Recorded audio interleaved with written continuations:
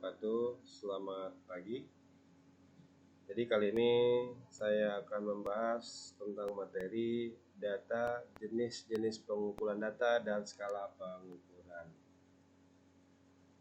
Pengertian data adalah sesuatu yang belum mempunyai arti bagi penerimanya dan masih memerlukan adanya suatu pengolahan.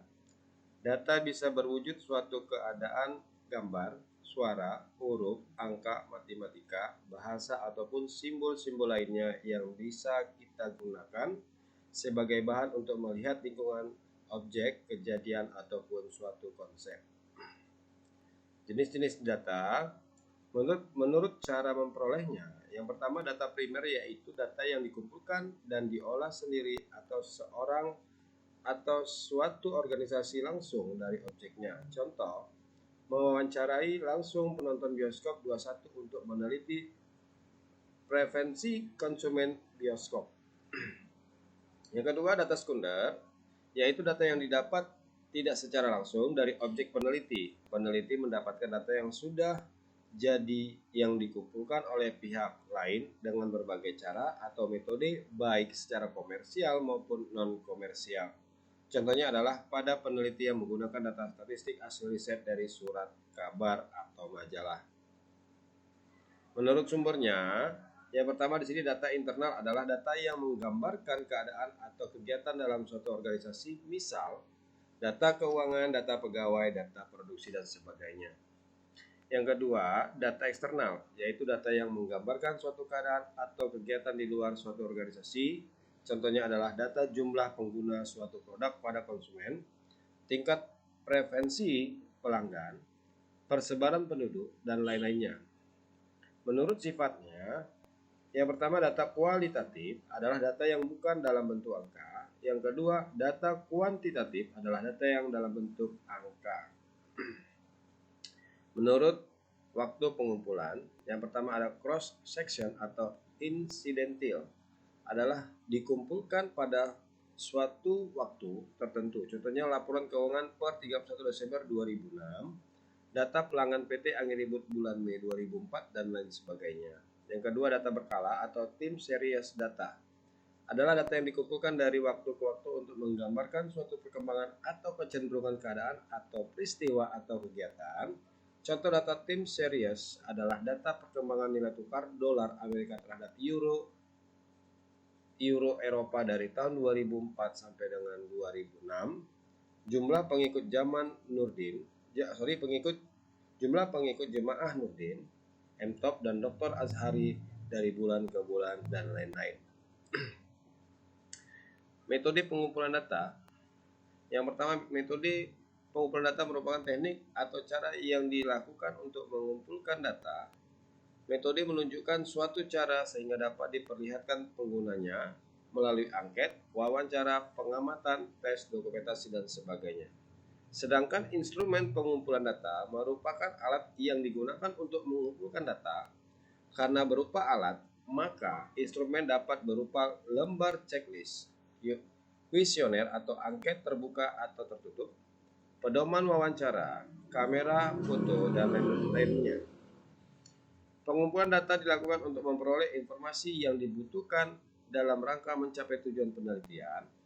Tujuan yang diungkapkan dalam bentuk hipotesis merupakan jawaban sementara terhadap pertanyaan peneliti. Metode pengumpulan data bisa dilakukan dengan cara: yang pertama, wawancara.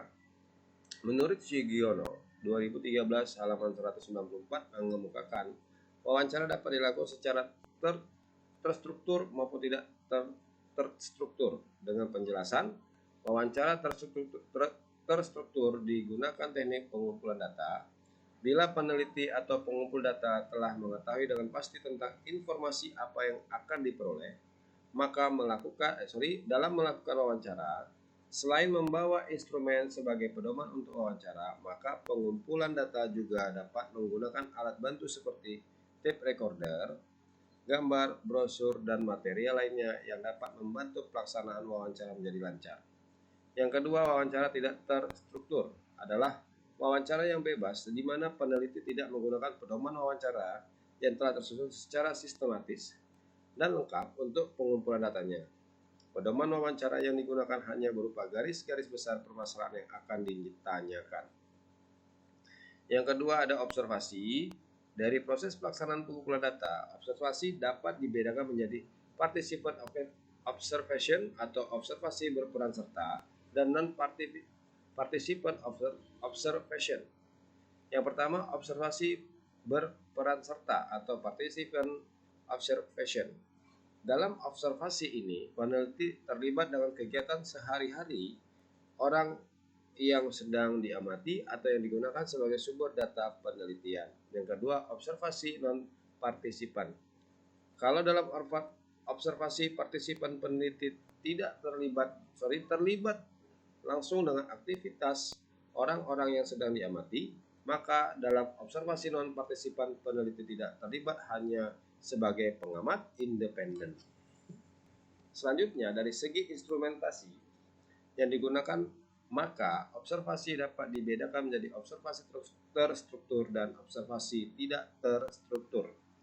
Observasi terstruktur adalah observasi yang telah dirancang secara sistematis tentang apa yang akan diamati, kapan dan di mana tempatnya. Observasi tidak terstruktur adalah observasi yang tidak dipersiapkan secara sistematis tentang apa yang akan diobservasi. Yang ketiga, angket atau kuesioner atau questionnaire. Angket atau kuesioner merupakan suatu teknik pengumpulan data secara tidak langsung atau peneliti tidak langsung bertanya jawab dengan responden. Instrumen atau alat pengumpulan datanya juga disebut angket, berisi jumlah pertanyaan-pertanyaan yang harus dijawab atau direspon oleh responden. Responden mempunyai kebiasaan untuk memberikan jawaban atau respon sesuai dengan persepsinya. Kuesioner merupakan metode penelitian yang harus dijawab responden untuk menyatakan pandangannya terhadap suatu persoalan. Sebaiknya pertanyaan dibuat dengan bahasa sederhana yang sudah dimengerti dan kalimat-kalimat pendek dengan maksud yang jelas. Macam-macam kuesioner. Yang pertama, kuesioner tertutup. Setiap pertanyaan telah disertai sejumlah pilihan jawaban. Responden hanya memilih jawaban yang paling sesuai. Yang kedua, kuesioner terbuka, di mana tidak terdapat pilihan jawaban sehingga responden harus memformulasikan jawabannya sendiri. Yang ketiga, kuesioner kombinasi terbuka dan tertutup, di mana pertanyaan tertutup kemudian disusul dengan pertanyaan terbuka. Yang keempat, kuesioner semi terbuka, pertanyaan yang jawabannya telah tersusun rapi, tetapi masih ada kemungkinan tambahan jawaban. Teknik pengambilan data. Yang pertama, angket. Angket atau kuesioner adalah teknik pengumpulan data yang dilakukan dengan cara memberikan seperangkat pertanyaan atau pernyataan kepada orang lain yang dijadikan responden untuk dijawabnya. Prinsip penulisan angket menyangkut beberapa faktor, antara lain isi dan tujuan pertanyaan. Artinya, jika isi pertanyaan ditujukan untuk mengukur, maka harus ada skala yang jelas dalam pilihan jawaban. Bahasa yang digunakan harus disesuaikan dengan kemampuan responden. Tidak mungkin menggunakan bahasa yang penuh istilah-istilah bahasa Inggris pada responden yang tidak mengerti bahasa Inggris dan sebagainya. Tipe dan bentuk pertanyaan, apakah terbuka atau tertutup? Jika terbuka, artinya jawaban yang diberikan adalah bebas. Sedangkan jika pernyataan tertutup, maka responden hanya diminta untuk memilih jawaban yang disediakan. Yang kedua, observasi. Observasi merupakan salah satu teknik pengumpulan data yang tidak hanya mengukur sikap dari responden atau wawancara dan angket, namun juga dapat digunakan untuk merekam berbagai fenomena yang terjadi atau situasi kondisi. Teknik ini digunakan bila peneliti ditunjukkan untuk mempelajari perilaku manusia, proses kerja, gejala-gejala alam, dan dilakukan pada responden yang tidak terlalu besar. Participant observation.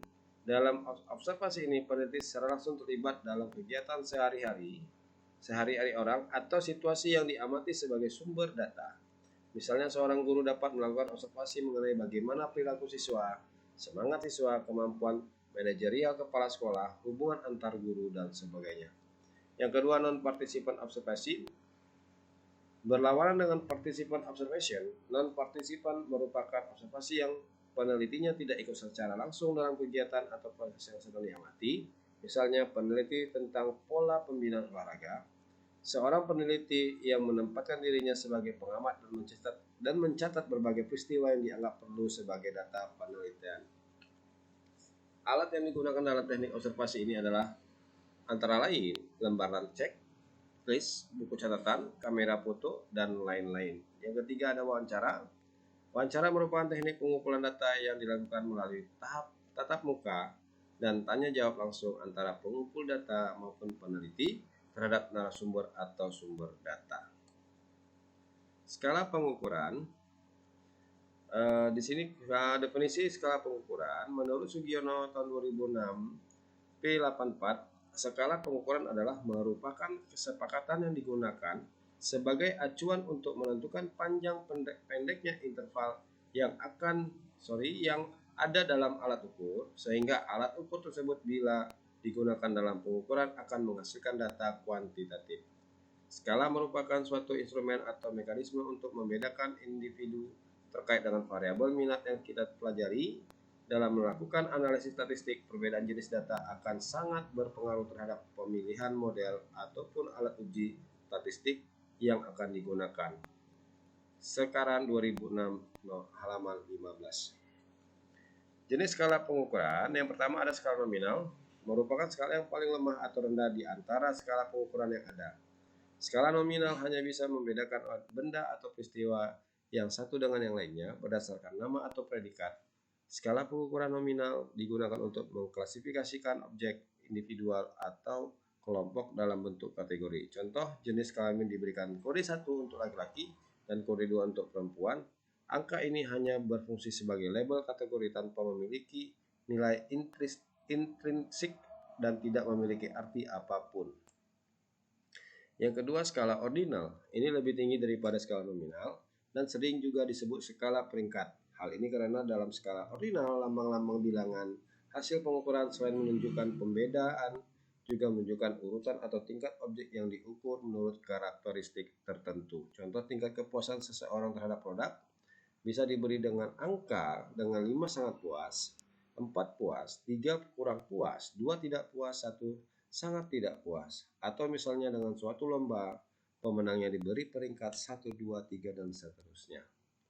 Yang ketiga, skala interval mempunyai karakteristik seperti yang dimiliki oleh skala nominal dan ordinal dengan ditambah karakteristik lain, yaitu berupa adanya interval yang tetap. Dengan demikian, skala interval sudah memiliki nilai intrinsik, sudah memiliki jarak, tetapi jarak tersebut belum merupakan kelipatan. Pengertian jarak belum merupakan kelipatan. Ini kadang-kadang diartikan bahwa skala interval tidak memiliki nilai nol mutlak.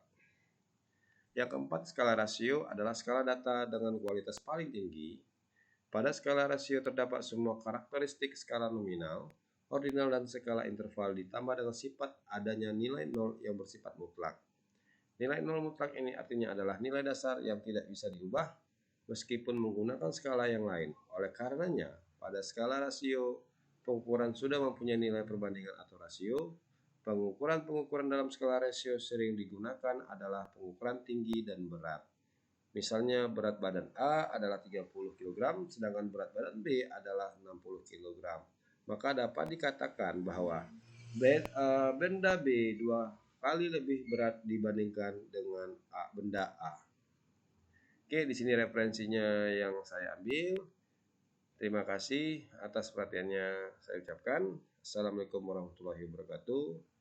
Selamat siang dan semangat belajar.